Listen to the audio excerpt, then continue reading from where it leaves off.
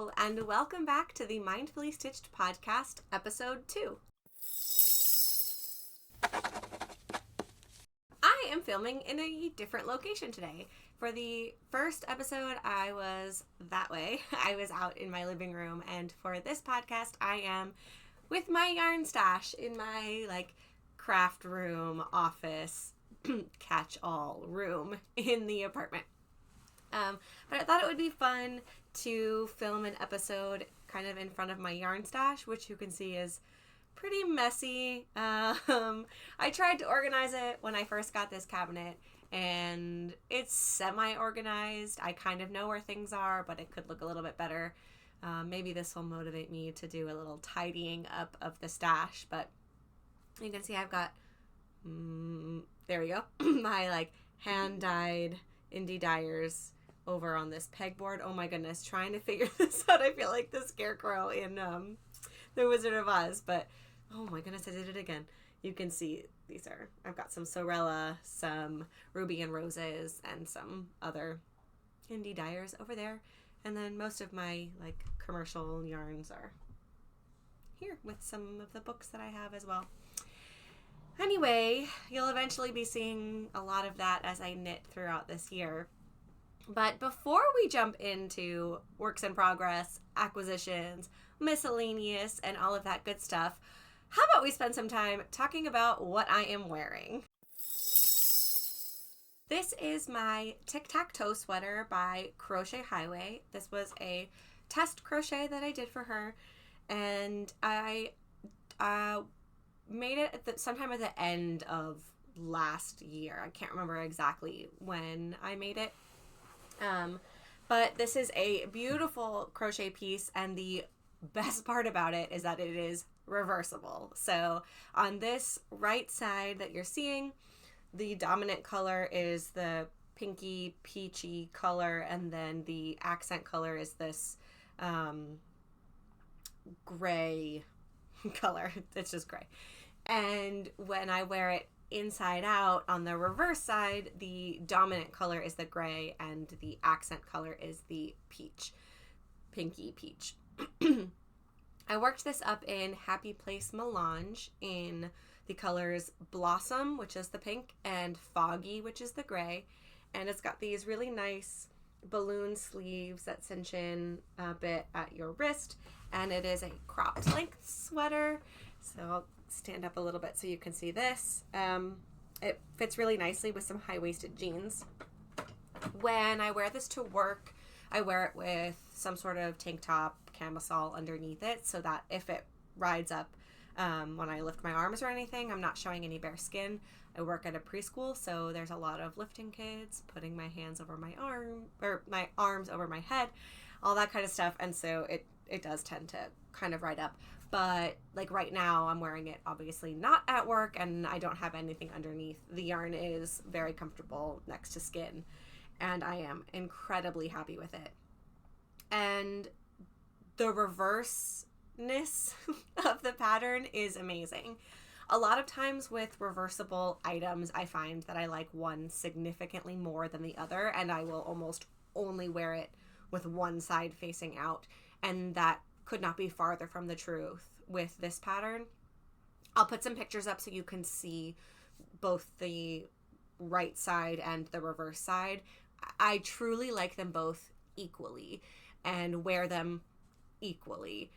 What I'll do when I take this off, today I'm obviously wearing it with the pink side facing out. When I go to take it off at the end of the day, I will just take it off inside out and leave the reverse side out and hang that back up on the hanger so that the next time I go to wear it, I'm wearing the reverse side.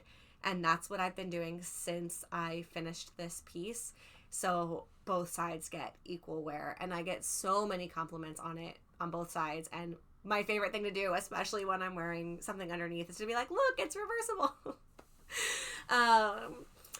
Yeah, I am incredibly happy with the project. I crocheted a size 3.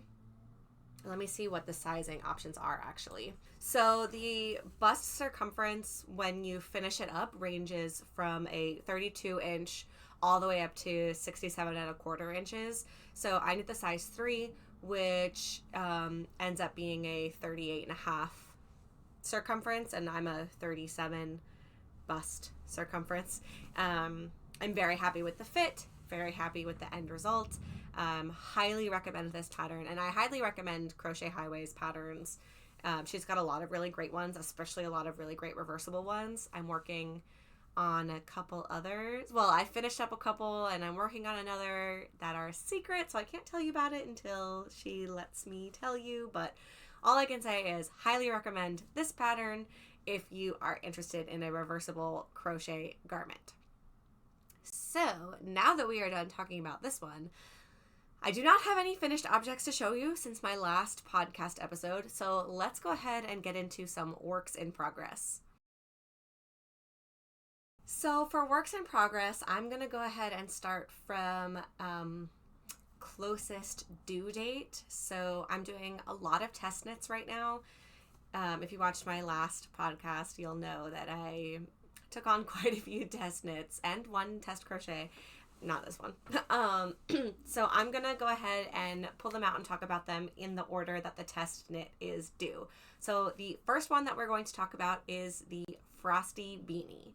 The Frosty Beanie is a cabled and lace beanie by, I'm so sorry, I do not know how to pronounce her name, Anna Nulit. Anna, I think. And this is my first time testing a pattern for her. It's a beautiful cabled lace mohair pattern. It's knit up with a strand of fingering weight yarn held with a strand of mohair, and I really loved it, and so I knew I wanted to test it. Last podcast I was still debating what color I wanted to use, and I did decide to go ahead and use this Sadness Garn Sunday in this olive green color, held with a strand of Drops Kid Silk mohair in a very different green. Like you can even see on camera, this one is a more of like a gray green, and then this one's more of a bright green. But I thought they would look nice held together, and I was right. Here is what I have so far of the brim. I do like the way these two yarns are working up together. You can see a little bit there. And you can tell that it doesn't really look exactly like either one. They've kind of worked together to make probably closer to the Sadness Garn, but no, actually, I don't know. It might be closer to the Kid Silk. I don't know. I've got like 3 different shades of green here now. And it's very deceptive on these small needles. Like the brim looks really, it looks like a baby hat, but it is like super stretchy, so it's gonna fit just fine. And I like want to kind of try it on without pulling it off the needles, but you can see like when it's done and it's knit up. I don't know, this is a terrible way to try it on. it has so much stretch in it, it's going to be totally fine. This pattern is due this month, and then it will release later in the month. Let me find out the exact dates for you. Okay, the test knit is due on January 25th. So at the time of filming this, which is January 12th, I have just barely under 2 weeks to get this done.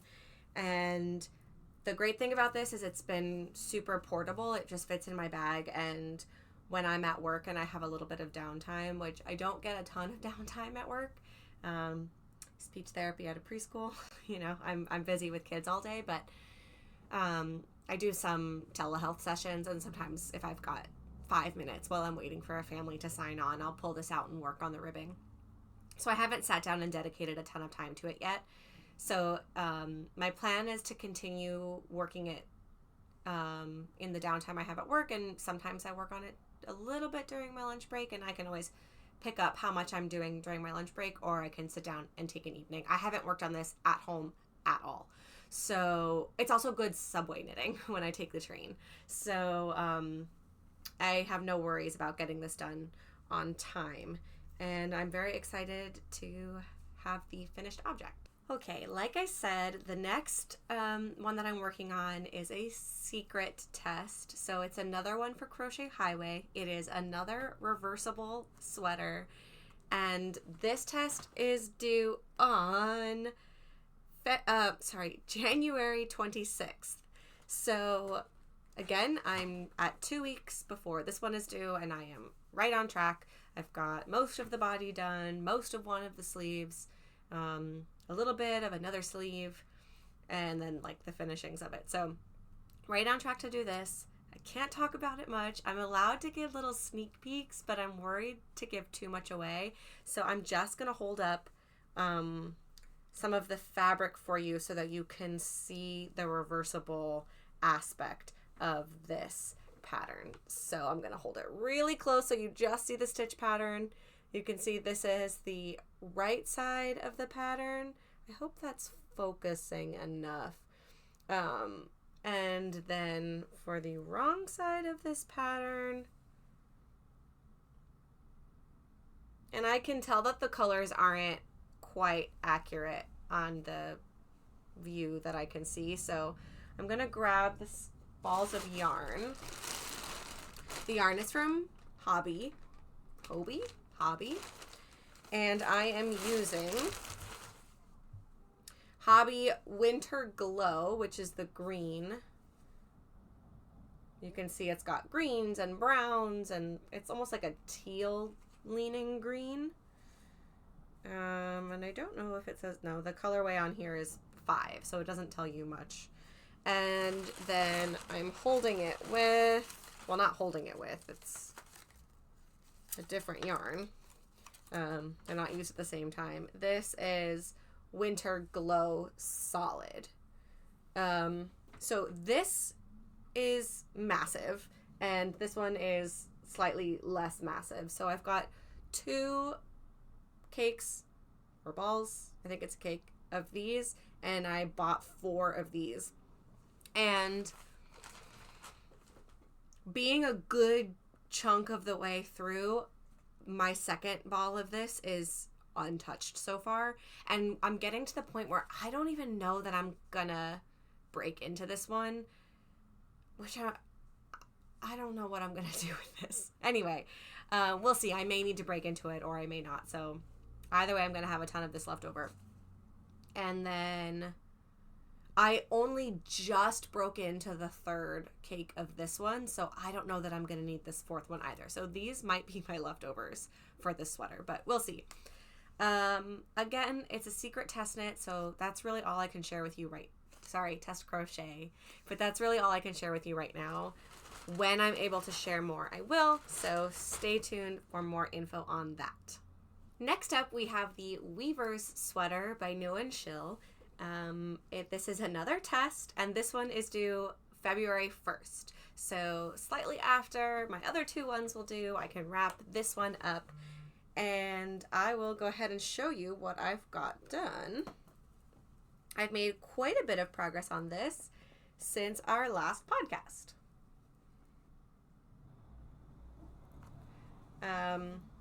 Sorry, I thought my camera stopped working, but I think it is working. It's just being a little bit slow. So this is the Weaver's Sweater, and I put a progress keeper in it from where I was last time. You can see it right here. It's this cute little dolphin. So I was still working. I was right here. I just finished like this top part of the yoke, and I hadn't done any of the sleeves. I believe I had done the collar. But as you can tell, I finished the chart of the body. Next, I just have some stockinette and 2x2 ribbing for the hem. And I finished up most of one of the sleeves. The sleeve is supposed to end right here, but she gives you recommendations for changing the length of the sleeve either a little bit longer or a little bit shorter by adding more or less of the diamond pattern. So I went ahead and added 1 more diamond. I'm debating if I need 1 more diamond before I start the ribbing. I have pretty long arms. So what I'm going to do is knit up the other sleeve and then give this a block so that I can see how the sleeves are fitting lengthwise and how the body is fitting lengthwise before I finish my final lengths. She also does give instructions on how to lengthen for the body, and this, right after you work the chart for the body, there's a little stockinette section, so you can lengthen or shorten the stockinette section based on how long you want it. So I am gonna knit up the second sleeve, give it a block, and then decide my final lengths from there. I was nervous that I wasn't gonna have enough yarn. Actually, more than that, I knew I wasn't going to have enough yarn, but this color, I should tell you what yarn I'm using.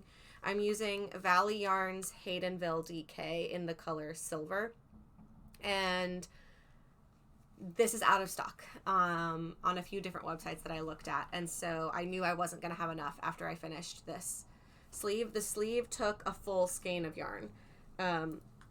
This is how much is left. Hold on. Let me bunch it up here. This is how much is left of a skein after completing one sleeve. So it needs a full skein. And this was all I had left. So I knew I wasn't going to have enough. So I decided, since the silver's no longer in stock, I was going to do the cuff ribbing and the hem ribbing in a contrast color. And right before I went to place the order, I thought, let me check one more place where I may have stuck some more yarn. And I found this. It is not a full skein of yarn, so I'm not really sure when this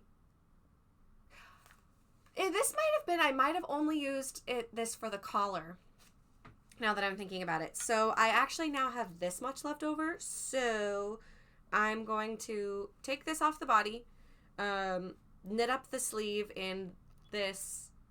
Actually, maybe I'll just knit the sleeve in this, and then use however much I need of this for the remainder of the sleeve. And I should have enough yarn, because this is more than one skein put together. So I should have enough, but if not, I can always do the same idea with the contrast color on the ribbing for the cuffs and the hem. But that is my weaver's sweater thus far. I really like it. I did preliminarily try it on, and I'm enjoying the way it fits. I'm knitting the third size from the smallish. I can't really remember what the sizing is on this, if it's like extra small, small, medium, or if it's 1, 2, 3, but I'm knitting the third smallest size, and have been enjoying that. So I'll get quite a bit more progress on this done. Depending on when I film the next podcast episode, these 3 tests may or may not be finished by the time I release a new one. We'll see. So that is my weaver's sweater. Moving right along onto another test knit, we have my fouette pullover. The fouette pullover is a knit pattern by Celine Phaeton. I hope I'm pronouncing that correctly. And this is my first test that I'm doing for her. The yarn I'm using is Creative Fluffily DK in pink. That's what it's called. Of course, it's only a number on here, 004.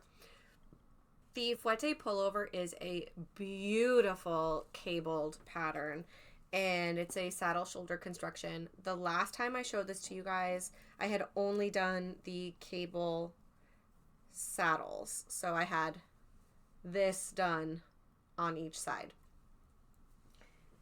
And now you can see it's not in the most showable form right now, because I've knit up the full back pattern, and just how beautiful is that? I love it so much.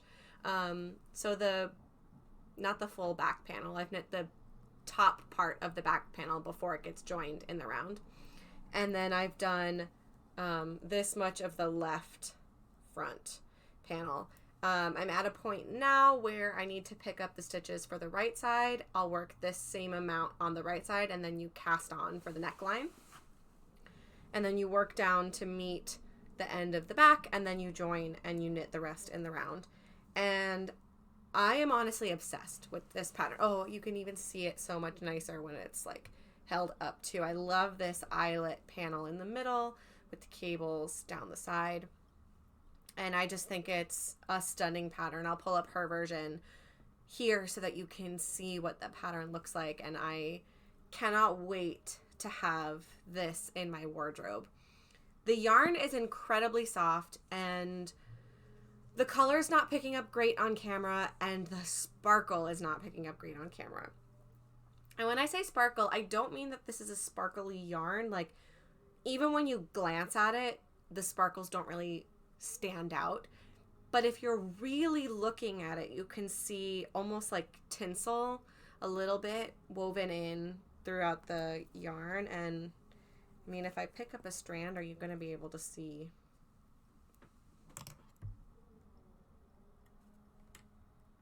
Nope. You just have to take my word for it. The yarn is very pretty. The yarn is very soft. It's a cotton acrylic blend. And I'm really happy with it. So I would definitely use this again. The pattern testing process with Celine has been very pleasant. And oh, I put a little progress keeper in this one as well. You can see it's got the, here it is, a little key with a bow. I'm not very good at showing things to you guys, am I? The bow is pink if it's flipped the right way. There we go. I've started making progress keepers, and they're up on my Etsy shop, MindfullyStitchedCo. I'll put the link in the description. I really like progress keepers, and I toyed around with making a few of my own and decided to go ahead and put them up for sale. I'll talk about that in the miscellaneous section. But I put it just up here so that you could see that I had only done the 2 saddles, and now I've got quite a bit more of this sweater. This is definitely a sit down and pay attention to it project. It's a couple different charts that you're working across. But they're not, like, the charts are easy enough to follow that I'm kind of in the groove of it. It's just not a portable project. I work on this when I'm sitting on the couch. I can watch TV while I'm working on it, but it's just easier if I can sit down and have the charts in front of me. This one is due February 21st, so I've got quite a bit of time to work on this, but I'm just kind of steadily working on it so that I can get it done hopefully sooner. A couple of friends were doing a Galentine's game night on the 13th, so if I could push myself to get it finished by then, that would be awesome, but I'm not going to kill myself over it. If I can't get it done by then, that is okay. It's not due till closer to the end of February, so it will for sure be done by the due date, but we'll see how far I am by the 13th of February. So that one brings us to the end of our test knits, but not to the end of my works in progress, because if you remember from last podcast, I still have my Room to Bloom sweater by Kutovokika, or Veronica Lindberg. And this one's gotten quite a bit of progress as well, but I did not put a progress keeper in it from the last podcast, so I will have to go ahead and do that after this podcast. But it's kind of hard to figure out how the shoulders lay, but I'm really happy with it. I love the way the colors in the Sorella yarn all look when they're knit up. I'm doing helical knitting, so I'm working with 2 hanks that I've caked up at a time, just to make sure that there's no like stark difference in areas of the sweater. I just finished the decreases on the body of the sweater. There's like 5 or so decreases underneath the arm, and then the rest is just going to be worked stockinette until I get to the hem. And then I'll obviously still have to do the sleeves. It's a drop shoulder construction. And then the collar. So I've been working on this on and off. I get really excited to work on this just because the yarn is so nice, but then obviously I have these test knits that I need to get done, so those are taking priority. So I don't see this one being a finished object soon. It will get finished probably next month, I would assume, but I have to prioritize my test knits because those have hard deadlines, and this one is just a nice pattern for me to be working on. And last time I mentioned that it has these embroidered flowers on it. I'll put up a picture here of what that looks like in the pattern, and I have the yarn right behind me, right there, dun, dun, dun, dun, of what colors I'm thinking of using for the flowers. So let's grab those. Ta-da! This was the full Rhinebeck collection of tonals from Sorella in their classic DK base. So you can see here these colors. And then on this side of the box, we've got these colors. You can see the reflection of everything that I have. So we've got some options if that's what I decide to do. I'm not fully convinced that's what I want to do, only because I don't know if it's like worth breaking into these mini skeins just for some embroidered flowers on my Room to Bloom sweater, but it would also look so nice. So I don't know if you have any thoughts or ideas about that and maybe how to incorporate some of these. I'm open to some ideas, some feedback, some inspiration. I don't want to feel like I'm wasting these, and if I use just a tiny bit, then it takes away from other things that I could do with these. So oh, you can see all of the colors right here. And again, you can see they match the speckles in this perfectly. So I guess let me know what you guys think about that. Is there anything else I want to say about the Room to Bloom? I talked about it last time. It's a drop shoulder. I'm knitting the third smallest size. That's typically what I end up knitting for most designers. Just with my 37-inch bust, it tends to be what that third size is fit for. So yeah, that is my Room to Bloom sweater. And that officially brings us to the end of the current works in progress that I have on my needles and or crochet hook. And we can go ahead and move on to the next section, which is future cast-ons. So the last time in this section, I brought up the frosty beanie, which I hadn't cast on yet, but that's now a work in progress. And I brought up my very first sock pattern that I want to make. Basically, this year, I want to make myself my very first pair of socks. And that is still a plan.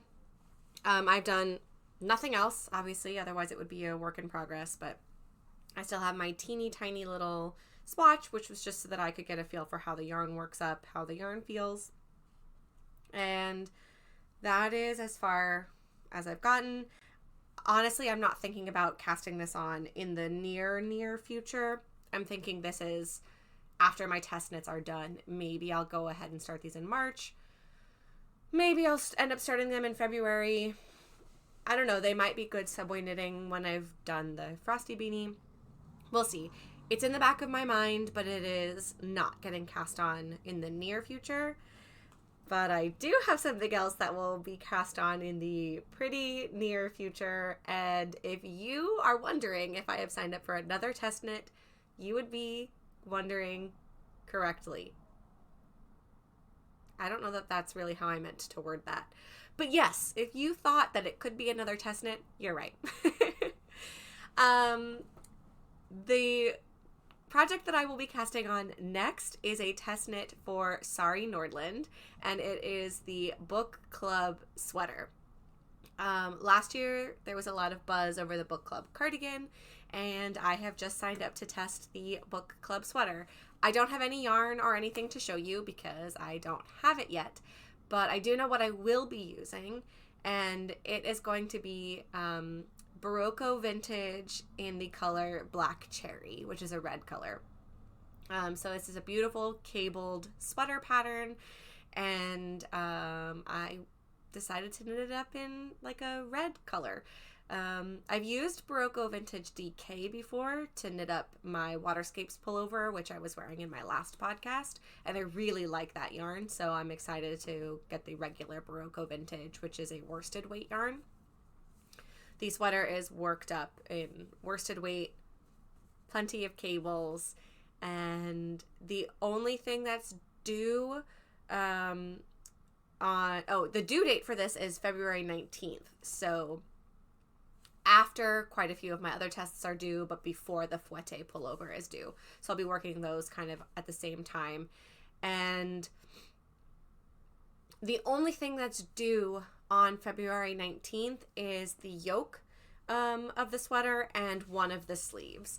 That's kind of how Sari Nordland runs her tests. This is my first time testing for her, so I have not personally experienced this before, but from what I've heard and what she explained when she put out the test call was that the only real details that she needs to be able to publish the pattern is the full yoke and one of the sleeves, because the rest of the body is worked straight down. So if you get through that top part with no problems in the pattern, you should be able to finish the body. And if you're able to knit one sleeve with no problems, then you should be able to knit another sleeve. So she gets as much info as she needs to make sure that the pattern is written well, that the knitters are understanding the construction, and that they're not running into any errors in the pattern or anything. And yeah, so by February 19th, I'll have a partial sweater done, but it's not a full sweater. And that is why I knew that I could get it done within and amongst all of the other test knits that I'm doing. So in the next podcast, I'll definitely have the yarn for it. Most likely I'll have cast on, but it really depends. If right now I'm still getting my feet wet as a knitting podcaster, so it's kind of every 2 weeks, like trying to put out 2 podcasts per month. Maybe I'll work myself up to putting out 1 every week. Who knows? Just kind of feeling it out, seeing how it goes. So that is my immediate next cast on, and then that is it for future cast ons, which now brings us all the way home to miscellaneous. No! Which now brings us all the way home to... And that is all I have for future cast-ons. So this is going to go ahead and bring us to acquisitions, which will be the first time that I am having this section on the podcast. So this is going to go ahead and bring us to acquisitions, which will be the first time that I am having this section on the podcast. I just have one acquisition to showcase today, and this was a Christmas gift from a very good friend of mine who I dance with, and she got me this super adorable Harry Potter crochet kit, and just like, look at it. Look how cute they are. So and you can see on the back all the different characters. It's just adorable. And inside it comes with everything you need to crochet Harry Potter and Dobby. And Dobby even has the sock, which is adorable. So it comes with everything you need to make both of these 2 projects. And it has a pattern book. So inside you can see the patterns to make the different characters. Here's Dobby with his little sock. So there's a bunch of different characters in here, which is great. It comes with a crochet hook, which you can see right there, and the yarn that you need to make Dobby and Harry. So we've got like these little tiny skeins, and then like even smaller bits of some other colors. And then the notions that you need, like safety eyes and stuff, are down in here. I don't want to take them out because they're tucked in, but I thought that was so cute. And I have scraps of other acrylic yarn that I could use to make the other characters too. So my fiance has already requested a Hedwig, because just look at how cute the little Hedwig is. And he also wants a Dobby. So I will definitely be getting some work done on these. But as I mentioned before, I've got a lot of work to be doing on test knits first before I come anywhere near making any of these little guys, but I just thought that was so cute and it's so sweet. And so that is my one acquisition that I have to share. So we can now head on over to miscellaneous. So today for miscellaneous, I just want to touch on a couple of things, and they're all related to my Etsy store. So this is a little bit of self-promotion, just some stuff that I have up for sale there. It's a really new shop, just so that I can kind of share my things with more people. So right now what I'm focusing on in my Etsy shop are these ear warmers. So I've got a couple of them here. I gave a bunch of these away as Christmas presents this year, and they were a huge hit. Especially for those of us who don't really like to wear hats. They keep your ears nice and warm, so I've been wearing mine every day. This whole last week, the feels like temperature was 6 degrees Fahrenheit outside. It's been so cold. And I also have a bunch of scrunchies up for sale on there as well. And I have a combination of made to order and ready to ship products on my Etsy shop. So the information to that is going to be in the description box.